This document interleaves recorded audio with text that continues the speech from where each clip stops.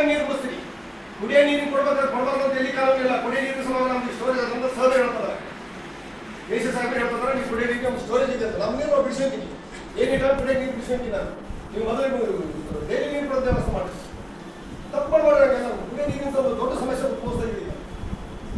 ಕೆಟ್ಟ ಹೆಸರು ಬರ್ತಿದ್ರೆ ನಮ್ಮ ತಾಲೂಕಿಗೆ 3 ದಿವಸ ಕಮ್ಮಿಯಲ್ಲಿ 10 ದಿವಸದಲ್ಲಿ ಅಲ್ಲಿ ಕೊಡ್ತಕ್ಕಂಥದ್ದು, ಹಟ್ಟೆ ಬಂದು 8 ದಿವಸ ಬಿಡ್ತಕ್ಕಂಥದ್ದು, ಯಾವ ಲಿಂಗಸೂರು ತಾಲೂಕು ಎಲ್ಲ ಹೆಸರು ಹಾಳು ಮಾಡ್ತಾ ಇದ್ದೀವಿ. ವೈದ್ಯಕೀಯ ಕೊಡ್ರಿ ಡೈಲಿ ನೀರು ಕೊಡ್ರಿ, ಹೆಂಗಾಗಲ್ಲ ನಮ್ಮಲ್ಲಿ ನೀರಿಲ್ಲ ಅಂತಂದ್ರೆ ಅದಕ್ಕೆ ನಾವು ಪ್ರಯತ್ನ ಮಾಡ್ಬೋದು. ಯಾಕೆ ಕೆರೆಗೆ ನೀರಿಲ್ಲ ಸರ್, ಸಮಸ್ಯೆ ಆಗಿದೆ.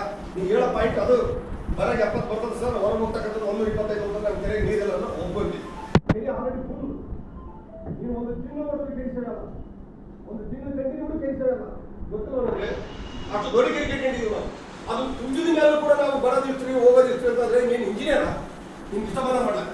ನಿಮಗೂ ಗೊತ್ತಾಗಲ್ಲ ನಾನು ಆಯ್ತು ಬಿಡ್ರಿ, ನೀವು ಡೈಲಿ ನೀರು ಬಿಡ್ರಿ. ನೀವು ನೀರು ಹೆಂಗೆ ಬಿಡ್ತಾ ಇಲ್ಲ, ನೀವು ಎಲ್ಲ ಟ್ಯಾಂಕ್ ನೀರು ಟ್ಯಾಂಕ್ ಕೆಪಾಸಿಟಿ ನಮ್ಗೆ 80 ಇರಲಿ. 24 hours ನೀವು ಆನ್ ಇಡ್ರಿ. ಏನೋ ರಾತ್ರಿ ಹೇಳಿದಾಗ 2-3 ತಾಸು ಬಂದಾಗಲಿ ಪರವಾಗಿಲ್ಲ.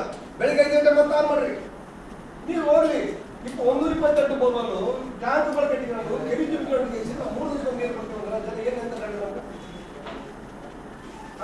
ನಿಮ್ಗೆ ಇಷ್ಟ ಬಂದ ಮಾಡ್ಕೊತೀನಿ. ನಿಮ್ಗೆ ಯಾರು ಹೇಳಿದ್ರೆ ಸಾಹೇಬ್ ಹೇಳಿದ್ರ ನೀವು ಮುಗಿಸ್ಕೊಂಡ್ಬಿಡ್ರಿ, ನಾಗಿಸ್ಬಿಡ್ರಿ ಅಂತ ನೀವು ಮಾಡ್ಕೊಂಡಿದ್ದೀರ. ಸಾಹೇಬ್ರು ತಂದಿರಿ ಅಷ್ಟೇ, ಕನ್ವಿನ್ಸ್ ಮಾಡಿಲ್ಲ ನೀವು ಸರಿ. ಅಲ್ಲಿ ಬಂದು ಮೈಮೂನ್ ಕುಂದಿರ್ತಾರೆ ಜನ ಬಂದು ಹೇಳ್ರಿ 3-4 ದಿನಕ್ಕೊಮ್ಮೆ ನೀರು ಎಲ್ಲೇ ರೈತ ಹಿಡಿದು ಕರ್ನಾಟಕದಾಗ ನಮ್ಮ ತಾಲೂಕಿಗೆ ಯಾಕೆ ನೀವು 4 ದಿನಕ್ಕೆ ನೀರು ಕೊಡ್ತೀರಿ ಅಂತ. ಇವತ್ತಿನಿಂದ ಡೈಲಿ ನೀರು ಬರ್ಬೇಕು ಎಲ್ಲ. ಯಾವ ಕಾರಣಕ್ಕೂ ನೀವು 2 ದಿನಕ್ಕೆ 3 ದಿನಕ್ಕೆ ನೀರು ಕೊಟ್ಟರೆ ನೀವು ಸಸ್ಪೆಂಡ್ ರೇಟ್ ಮಾಡ್ಬೇಕು ಸಾಹೇಬ್ರೆ. ಇದು ಸೀರಿಯಸ್ ತಗೊಳ್ಳಿ ಸಾಹೇಬ್ರೆ. ತಾವು ಡೈಲಿ ನೀರು ಬರ್ಬೇಕು. 128 ಏನು